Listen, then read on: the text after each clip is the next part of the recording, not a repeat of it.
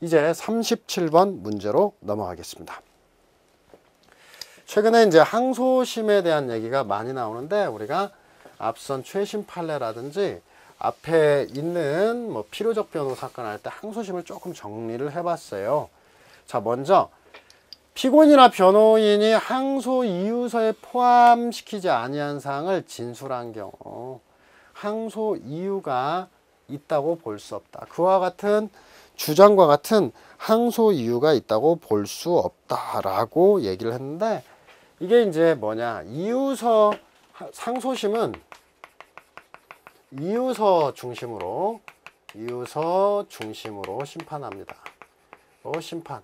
다만 이제 예외가 있는데, 이제 법원의 직권 심판 의무도 있고 직권으로 판결에 영향을 미친 사유에 대해서 심판할 권한이 있다라고 하고요. 그래서 원칙적으로 이유서에 포함되어 있지 않은 사항에 대해서는 항소 이유가 볼 수 있다고 볼 수가 없는 게 맞아요. 그런데 이번 항소법원이 이유서에 포함되지 아니한 사유를 직권으로 심리하여 1심을 파기하고 다시 판결한 경우 항소 이유에 대한 판단을 설시하여야 된다. 이게 틀렸는데, 원래 이제 항소심이 상소심 파기 시에는 상소 이유 중 이유 있는 부분만 설시하면 됩니다. 즉 이렇게 되는데, 다만 이 상소인의 상소 이유 가운데, 상소인이 제기한 상소 이유 가운데 이유 있는 부분만 설시를 해요. 그래서 그 결과 상소심이 파기시인데 어떻게 되느냐, 상소심 파기에도 상소 이유서에 포함되지 않았지만 법원이 직권으로 파기하면 이유서에 포함된 부분이 아무것도 없어요. 그래서 이유서 중에 이유 있는 부분만 설시한다니까 이 부분은 이유서에 기재된대요. 기재에 대해서 판단 없어도 무방하다. 이게 바로 이 판례를 설명한 거예요. 상당히 좀 어려운 건데 그래도 기억을 해주시기 바랍니다. 다음 세 번째, 항소법원이 소송기록 접수 통지를 2회에 걸쳐 송달한 경우, 이 2회라고 하는 것은 최초에 한 것, 두 번째는 착오일 뿐이어서 최후가 아니라 최초 송달일의 효력이 발생한 다음 날부터 20일을 기산합니다. 네 번째, 항소인 또는 변호인이 법정기간 내에 이유서를 제출했지만 이유를 특정하여 구체적으로 명시하지 않은 경우, 항소인이 이유를 기재하지 않은 경우, 기간 내에 항소 이유가 제출되지 않은 것으로 보아야 하므로 항소기각 결정을 해야 된다. 이게 상당히 이게 7급 검찰직에서 나왔는데 이 문제 하나 외워버리세요. 이 부분과 관련해서는 항소와 관련해서, 자, 검사의 항소 이유는 아주 엄격히 해석합니다. 엄격히 해석을 해서, 예를 들면 검사가 항소를 했는데 단지 사실 오인, 양형부당, 어떤 분들은 양형부당을 절대적 항소 이유라고 강사분들 중에서 얘기하는데, 양형부당도 상대적 항소 이유예요. 그래서 이러하게 기재를 했다라고 하면은 이것은 이유 기재가 없는 거예요. 이유 기재가 없는 것이어서 이건 항소기각 결정을 합니다. 이건 원칙적으로 처리를 하고, 이러한 항소기각 결정을 내리는 것, 검사관은 객관 의무를 가지고 있다. 그래서 상대적 항소 이유니까 판결에 영향을 미친 사유에 대해서 구체적으로 소명하지 않았기 때문에 이건 이유 기재가 없는 겁니다. 그러나 피고인의 항소 이유는 조금 선회하여 적법하다고 본다. 선회하여 가급적 적법하다. 그래서 이제 이런 판례도 있죠. 바로 도저히 납득할 수 없다, 이 정도만 해도 괜찮다고 봐요. 그래서 항소인 또는 변호인이 했는데 변호인 나은 걸로 봐서 피고인 측이에요. 이유서를 제출했지만 항소유를 구체적으로 명시하지 않은 경우라 하더라도 이 선회하여 적법한 항소이유로 취급한다.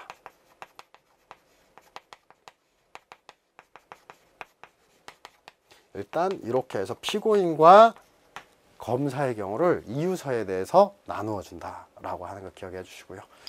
자, 그다음에 이제 38번 문제 재심은 무조건 나옵니다. 그리고 이 재심을 상당히 어렵게 생각을 하는데 재심과 관련해서는 서브노트에 정리한 것 정도만 명확히 보시면은 틀릴 일이 없어요. 그래서 여러분들이 가지고 있는 서브노트에서 45번에서 110페이지 45페이지 117번 이후로 한번 확인해 보겠습니다.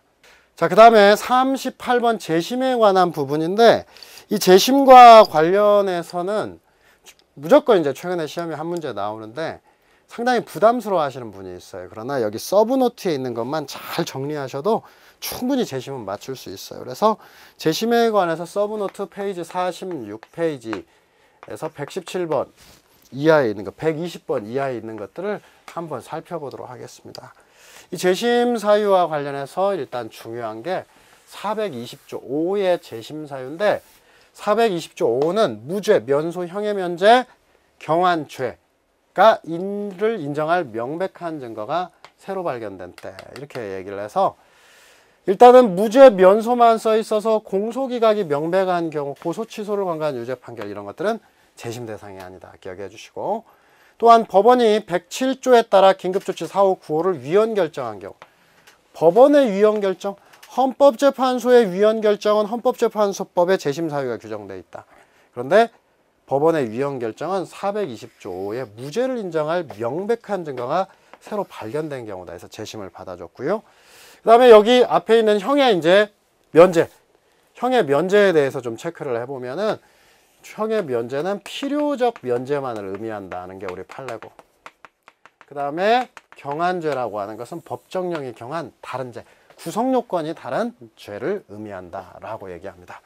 자, 그 다음에 이제 넘어가서 증거의 명백성과 신규성인데 이 명백성과 관련해서는 경험칙, 논리칙상 객관적 우위, 개연성이라고 얘기하고요. 자유심 중에 좌우되는 정도는 아니다. 다만 명백한지 여부에 대해서 2009년에 전원합의체 결정에서 독립적, 고립적, 단독적, 고립적으로 평가할 게 아니고 유기적으로 관련된 구중것까지 함께 고려해서 판단해야 된다라고 입장을 바뀌었다. 그래서 이 니은번은 아주 중요한 얘기니까 독립적 혹은 단독적, 고립적이 아니라 바로 유기적으로 관련된 부분까지 함께 고려해야 된다. 이 학설 명칭은 외울 필요는 없고요. 다음 두 번째, 증거는 새로워야 되는데 법원뿐 아니라 피고인도 새로워야 된다. 그래서 피고인이 알고 있었는데 이를 고의과실로 제출하지 않았다. 그러면 신규성이 부정돼서 재심이 안 된다. 대표적으로 자기가 범인이 아니라고 하는데도 위장자수한 사람, 또 어떤 사람은 선천적 무정자증이었어요. 근데 이것을 원래 재판 단계에서 강간치사 사건에서 얘기를 하지 않았다. 이 경우에 있어서는 바로 신규성이 부정된다 얘기를 했고요. 자, 그 다음에 이제 121번에서 이제 420조 7호의 재심 사유가 이제 최근에 좀 나옵니다. 그래서 원래 승진과 변호사 시험에서 나왔는데 먼저 420조 7호의 재심 사유는 원판결의 조사, 수사 등에 관여한 법관, 수사기관이 직무에 관한 죄를 범한 때, 이게 고문 등을 얘기하는 거예요. 그래서 사법경찰관 등이 범한 직무에 관한 죄가 실체에 관련된 것인지 여부, 직접 조사를 담당했는지를 고려할 사항이 아니래요. 그래서 간접 관여도 포함된다. 이 대표적인 사례가 예를 들면 인혁당 재건이 사건과 관련해서 이런 예는 시험 안 나오겠죠. 서울, 원래 이것은 경북도경 사건인데 서울과 인천시경에서 경찰이 파견이 돼서 경찰관들이 고문만 했어요. 고문 기술자들이 와서 이 고문만을 했는데 이 사람이 실체에 관여했고 직접 수사를 담당한 자가 아니다. 그래도 이런 경우도 형사사법의 신뢰를 위해서 420조 7호의 재심 사유가 된다 얘기를 했고요. 그 다음 420조 7호는 원판결 선고하기 전에 이미 바로 공소제기가 있었고 원판결 법원이 알지 못한 때에 하나 한다. 왜냐하면 원판결 법원이 고문 등을 알았으면 이미 그 증거를 배제하고 혹은 그런 고문이 있었음에도 불구하고 예외적 사정을 인정해서 증거를 인정해 유죄를 했을 거라고 생각하기 때문에 그때는 제외하고요. 그 다음에 피고인이 고문 등을 유발한 경우, 이때는 일부러 구타 유발을 했다. 그러면 검사만이 할 수 있도록 하고 있다. 자, 그 다음에 420조 7호는 확정 판결을 요구할 수 있는데, 확정 판결을 얻을 수 없는 경우 확정 판결을 대신하는 증명으로도 가능한데, 사실 적극적으로 증명해야 되고, 이 확정 판결을 대신하는 증명은 인정한 사례가 거의 별로 없어요. 바로 이제 대표적으로 경찰관에 대해서 제기한 재정신청이 기소유예 정상이 있으므로 기각된 경우, 이 재정신청 기각 결정을 통해서 확정 판결에 대신하는 증명이 이루어졌다 하고 보는데, 기타 얘기 보면은 과거사 진상규명위원회에 따라서 국가인권위원회라든지 의문사 진상규명위원회가 어떠한 사실을 인정했을 때 그러한 경우에 한해서 재심이 이루어졌던 게 사실이에요. 기타 이제 재심과 관련된 몇 가지 지문들을 체크하겠는데, 일단 재심 절차에서는 재심은 개시 절차와 재심 심판 내지는 재심 공판 절차로 이루어지는데, 일단 이 재심 개시 절차에서는 420조에 7가지 사유가 있느냐 이것만 판단할 뿐이고, 과연 재심의 인용 가능성, 예를 들면 허위인 증거를 빼고 나머지 증거만으로도 어차피 유죄가 될 것은 아니냐, 이런 것들은 보지 않는다는 거예요. 그 다음에 재심 개시 절차 앞쪽은 결정, 그리고 이 재심 개시 결정은 즉시 항고가 가능하고요. 세 번째, 재심은 원판결 법원, 그러나 군사법원 확정 판결에 대해서 제적시에는 일반 법원이가 앞에서도 했고, 네 번째, 재심은 유죄 판결이나 상소기각 판결을 대상으로 하는데, 상소기각 판결은 예를 들면 항소기각 판결 1심이 아니라 1심과 별도로 항소기각 판결 자체를 말한다 얘기하고요. 그런데 파기 판결을 대상으로 재심을 청구한 경우 파기된 원심은 존재하지 않기 때문에 파기 판결만이 재심 대상으로 된다. 이건 어디에서? 바로 최신 판례에서 설명을 했고요. 그 다음에 재심 공판 절차에서는 증거 보전이나 공소 취소는 불가능하다. 그러나 공소장 변경은 가능하고요. 그 다음에 확정 판결 이후 법령이 경하게 변경됐다. 이건 형법에 따라서 경한 신법을 적용해야 되는데, 재심 대상 판결, 재심 판결 당시, 이렇게 이제 지문이 나와요. 재심 대상 판결, 재심 판결 당시. 이걸 비교해 보면 이게 과거의 법이고 대상이 된 게 과거잖아요. 이게 현재의 법이에요. 그래서 우리 판례는 형이 경하게 변경된 이상 현재의 법을 적용해야 된다. 이렇게 봅니다. 넘어가셔서 그 다음에 약식명령에 대해서 정식 재판이 확정된 경우 바로 재심의 대상은 정식 재판이다. 그래서 약식에 대해서 재심 개시 결정이 확정되면 법원은 아무런 심판을 할 수 없고, 상고심 도중 피고인이 사망 공소기각 결정을 하였다. 항소심에 대해서 재심 개시 결정, 이것은 재심 대상이 아니기 때문에 재판을 할 수가 없고요. 그리고 11번 재심 청구 후에 재심 개시 결정 전에 재심 청구인이 사망했다. 그냥 재심 청구가 종료된다. 이것도 최신 판례에서 봤고요. 그 다음에 이제 420조 원판결 증거된 증인이 위증죄가 나와야 되는데, 채택된 증언만을 말하고, 그러나 배척된 증언, 채택된 증언과 반대되는 증언은 제외한다. 반대되는 증언자가 무고죄 확정받은 거 안 된다. 채택된 증언이 직접적으로 위증죄 받은 경우에 한정된다라고 얘기하고 있어요. 그래서 38번의 재심에 대한 부분에 문제를 한번 확인해 보겠습니다. 일단 재심 청구에 의해서 결정을 하면은 청구한 자와 상대방의 의견을 들어야 된다. 당연한 거고, 단 유죄 선고를 받은 자의 법정 대리인이 청구하면 선고받은 자의 의견을 들어야 합니다. 2번 증거가 새로 발견된 때 신규성, 바로 확정 판결의 원소송 절차에서 발견되지 못했거나 발견되었어도 제출할 수 없었던 증거로서를 제출하게 된 때를 말하고, 디귿번 신증거에 의한 재심 이후에서 420조 5호네요. 증거의 명백성, 일단 새로운 증거가 확정 판결을 파기할 고도의 가능성 내지 개연성을 말한다.